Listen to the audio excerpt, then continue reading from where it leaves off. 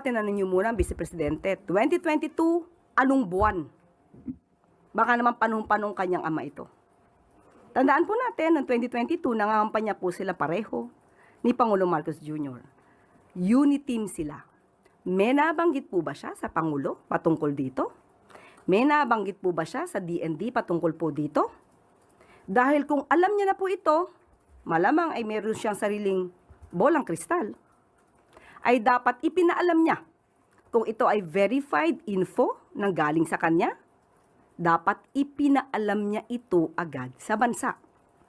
Ipinaalam niya ito agad sa Pangulo at sa otoridad. So, kung siya may alam as early as 2022 at hindi man lang niya ito binanggit diretso sa ating mga kababayan, sino ang hindi nagtrabaho? Sino ang walang ginawa? Tandaan po natin, ipinagmamalaki niya meron siyang impormasyon patungkol dito.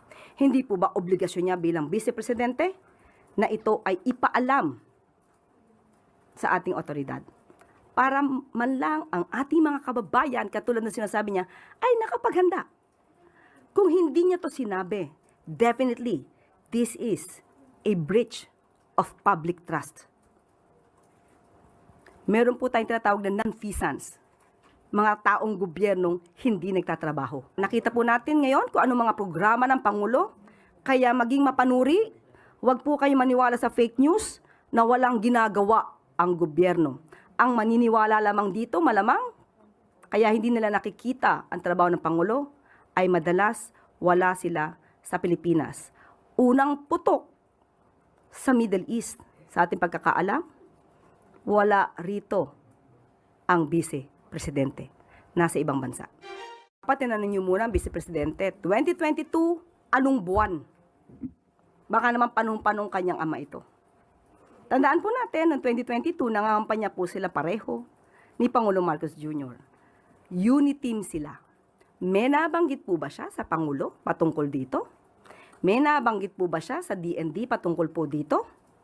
Dahil kung alam niya na po ito, malamang ay meron siyang sariling bolang kristal, ay dapat ipinaalam niya kung ito ay verified info nang galing sa kanya. Dapat ipinaalam niya ito agad sa bansa. Ipinaalam niya ito agad sa Pangulo at sa otoridad. So, kung siya may alam as early as 2022 at hindi man lang niya ito binanggit diretso sa ating mga kababayan, sino ang hindi nagtrabaho? Sino